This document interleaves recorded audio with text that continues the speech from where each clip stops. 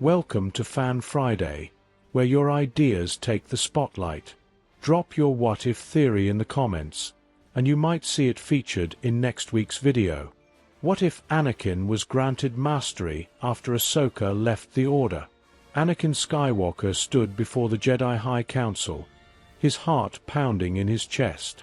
This was the same chamber where he had once been denied into the ranks of the Jedi, one of the many slights that had fueled his growing resentment towards the Council. Yet now, mere weeks after Ahsoka Tano had walked away from the Jedi Order, he was being granted the title he had long desired. "We have deliberated long," Mace Windu intoned, his sharp gaze fixed on Anakin. Though the custom of the Order states that a Jedi must successfully train a Padawan to knighthood before being considered for mastery, Ahsoka's departure was not of your failing. The Council acknowledges your contributions to the war and your wisdom in the field. You have earned this. For a moment, Anakin could not speak. He had expected resistance, another lecture on patience or humility. Instead, they were rewarding him. Had he finally gained their trust? Was this their way of making amends? Yoda gave a slow nod. Much wisdom to gain, you still have. But worthy of the title, you are. Anakin bowed deeply, suppressing the grin that threatened to surface. Thank you, Masters. I will not disappoint you. Yet even as he left the chamber, something nagged at him. Why now? Why this sudden change? Was this a ploy to ensure his loyalty? Determined to prove himself, Anakin dedicated every spare moment to studying the ancient texts stored in the Jedi archives. He had always been a warrior first, a leader on the battlefield, but now he sought knowledge beyond combat. He dove into obscure manuscripts, holocrons, and scrolls, focusing on one particular subject: Force healing. Jedi had always taught that healing was limited, that it could mend wounds but not reverse death. Yet Anakin refused to accept this limitation. Somewhere in the long history of the Force, there had to be an answer. He pushed himself to exhaustion, poring over teachings from lost Jedi healers and ancient scholars. Master Jocasta Nu, the Jedi archivist, observed his newfound diligence with curiosity. "It is good to see you so studious, Master Skywalker," she remarked. "But do not let your thirst for knowledge blind you. Some things are beyond our grasp." Anakin merely nodded, not willing to admit that he did not believe that. The Clone Wars continued, and Anakin found himself on battlefields more often than in the archives. Yet he carried his knowledge with him, waiting for the moment to test his theories. That moment came on the war-torn fields of Felucia. Captain Rex knelt beside a dying trooper, whose breathing came in ragged gasps. "General," Rex said, his voice strained, "we're losing him." Anakin knelt beside the trooper, placing a hand on his chest. He reached into the Force, pulling the energy around him, feeling it swirl through his veins. He had healed minor wounds before, but this was different. This was life slipping away, and he refused to let it go. He pushed harder, reaching into places of the Force he had never dared touch before. The trooper convulsed. Anakin gritted his teeth, pouring every ounce of energy into him. Then, a gasp. The trooper's eyes flew open, his chest rising and falling in rapid succession. For a moment, Anakin felt triumph. He had done it. He had. Then the trooper screamed. It was a wail of agony, raw and unnatural. His eyes darted wildly, his body writhing. Rex and the others stepped back in horror as the man thrashed, clawing at his own skin as if something had invaded him. Anakin recoiled. What had he done? The trooper's cries did not stop until a medic administered a heavy sedative. Even then, he murmured in delirium, his mind clearly broken. Anakin clenched his fists. He had brought the man back. But at what cost? The council was wary. Whispers of Anakin's experiment had reached their ears. Master Plo Koon confronted him first. "You seek to control the Force in ways it is not meant to be controlled, Anakin." "I'm only trying to save lives," Anakin countered. "Isn't that what we're supposed to do?" "Death is a part of the Force," Plo Koon replied solemnly. "To deny it is to defy the natural order." But Anakin would not be swayed. He continued his research in secret, determined to refine the technique, to find a way to bring someone back whole, not as a broken shell. His mind drifted to Padme. If he could perfect this, no harm could ever come to her. He would never lose her. Mace Windu was the one to bring it before the council. "We cannot ignore this," Windu declared. "Skywalker's pursuit of resurrection is dangerous." Yoda's ears drooped. Clouded, his path has become. Obi-Wan was visibly uneasy. He knew Anakin better than anyone, knew that his friend was obsessive once he latched onto something. "We should speak with him. Not punish, but guide." So they summoned Anakin before them once more. "You walk a dangerous path, Skywalker," Windu warned. "You are tampering with forces you do not understand." Anakin kept his expression neutral, but inside rage bubbled. Why did they always hold him back? Why did they insist on limiting what the Jedi could do? "I only wish to protect," Anakin said carefully. "I have learned much, and I can refine the technique. If we can prevent loss—" "The Force is not ours to command," Windu interrupted. "The Jedi celebrate life, but we do not fear death." Anakin clenched his jaw.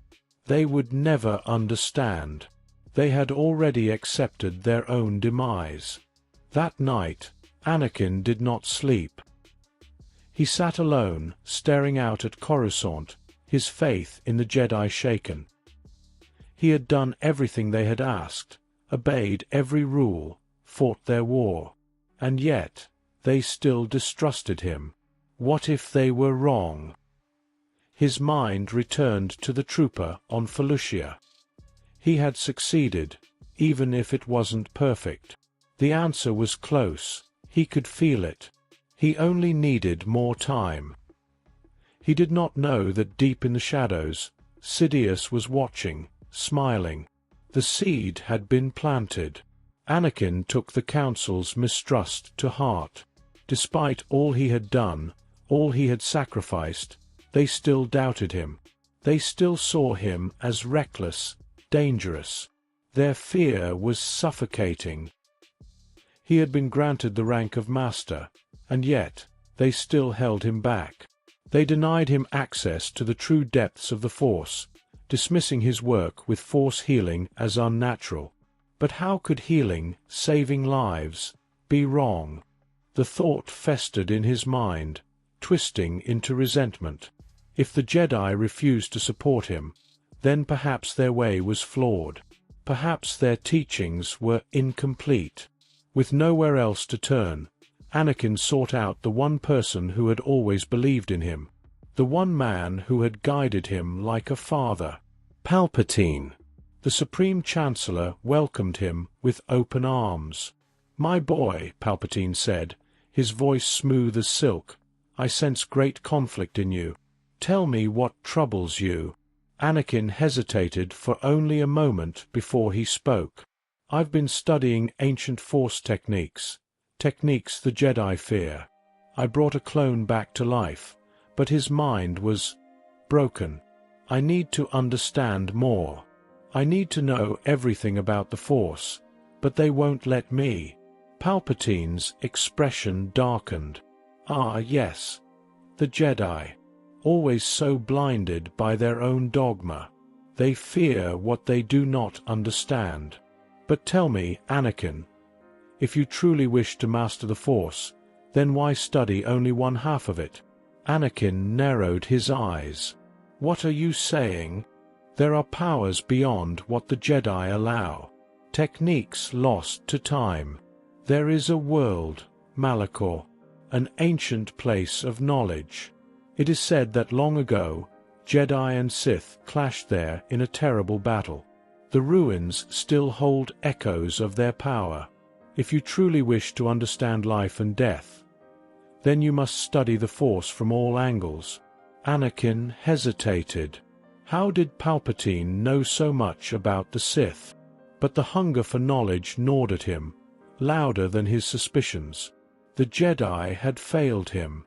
They had held him back. If he wanted answers, he would take them for himself. That night, under the cover of darkness, Anakin Skywalker left for Malachor. Anakin's starfighter descended upon the desolate ruins of Malachor, its surface scarred by ancient wars long forgotten by the galaxy. As his ship settled on the cracked obsidian plains, he felt the oppressive weight of the dark side pressing upon him, whispering promises of power in the howling winds. The sky above was shrouded in an eternal gloom, lightning flickering in the distance like the ghosts of the past screaming for vengeance. The ruins of a Sith temple stood before him, its structure an eerie blend of jagged spires and crumbling stone. The closer he stepped, the more the Force hummed with ancient knowledge. The Jedi had warned of this place, of the battle that had once turned warriors to ash, their souls forever trapped in stone. Yet Anakin felt no fear. He sought the truth, no matter the cost. As he ventured deeper into the temple, he found what he sought, a Sith holocron, resting on an altar adorned with skeletal remains. With a deep breath, he extended his hand, allowing the Force to unseal it. The holocron flared to life, bathing the chamber in crimson light. A voice, ancient and commanding, echoed in his mind. You seek knowledge beyond the grasp of the Jedi. You seek dominion over death. Anakin did not flinch. I seek understanding. The holocron twisted in the air, revealing intricate patterns of Sith runes. Then understand this. Life is a lie. Only through will can it be preserved. The Jedi surrender to the Force, but the Sith bend it to their will. If you would defy death, you must be willing to command it. Visions surged through his mind. Rituals, incantations, twisted manifestations of the Force used to pull the departed back into the realm of the living. But as he absorbed the knowledge, another presence made itself known. A shimmering figure emerged from the darkness, a spectre clad in Sith robes, its face concealed beneath the shadow of a hood. Anakin Skywalker, the ghost rasped, "Do you believe yourself the first to walk this path?" Anakin turned to face it, his hand hovering near his lightsaber. "Who are you?" The figure did not answer. "I have seen many who sought to break the chains of death. None succeeded without consequence. I'm not like them," Anakin countered. "I won't fail." The ghost's hollow laughter echoed through the temple. They all said the same. The spirit raised its hand, and suddenly, Anakin was consumed by visions. Jedi falling, empires crumbling, his own face twisted in fury and pain. He clenched his fists, grounding himself. The visions did not shake him. "I will master this power," Anakin declared. The ghost's form flickered. "Then go, Skywalker. Take your knowledge, and pray it does not take you." As the spectre vanished, the holocron dimmed, its secrets now locked within Anakin's mind. Without another word, he turned and left Malachor behind, forever changed. Back among the Jedi, Anakin's presence had shifted. The Council sensed the darkness clinging to him, an aura unlike before. Whispers of his time away spread among the Order, but no one dared confront him outright, except for Obi-Wan, who questioned him with quiet concern. Yet, Anakin gave no answers. His next battle came swiftly, a separatist offensive on Mygeeto. Clones fell by the dozens, including Jesse, a decorated ARC trooper who had fought at his side for years. Anakin knelt beside his lifeless body, feeling the energy still lingering within. The Jedi would have let him pass on. Anakin refused. He placed his hands on the trooper's chest and called upon everything he had learned. The Force pulsed through him, bending to his will. The soldiers around him watched in horror as Jesse's body convulsed. His eyes snapped open, his wounds sealing as if time itself reversed. The clone sat up, confused, alive. And then he picked up his blaster and rejoined the battle. Anakin rose, breathing heavily. He had done it. He had conquered death. News of his power spread fast. The Jedi were wary, but none faster than Palpatine. An urgent summons brought Anakin to his office, where the Chancellor stood waiting, his golden gaze burning with something new. "I have watched your growth with great interest, Anakin," Palpatine began. "You have achieved what no Jedi before you could. All it took was to tap into the dark. It is time you knew the truth. I am Darth Sidious." Anakin froze. His mind spun, every moment he had ever spent in Palpatine's presence now tainted. The Chancellor, his mentor, his friend, the Sith Lord. "You and I, Anakin, we are beyond the Jedi and the Sith. We can end this war together. Imagine what the galaxy could become under our rule." Anakin ignited his lightsaber. "You underestimate me." The battle erupted in an instant. Sidious unleashed his fury, lightning, acrobatics, red plasma singing through the air. But Anakin was not the Jedi he had once been. He had studied power from both sides of the Force. His movements were calculated, precise, fueled by his knowledge of both light and dark. Blades clashed in a blur of light and shadow. Palpatine's sneer faltered as he realized Anakin was winning. With one final stroke, Anakin severed the Sith's hand. Palpatine staggered back, his face twisted in shock. "You were my greatest hope," he whispered. Anakin's blade plunged forward, piercing his chest. Sidious fell.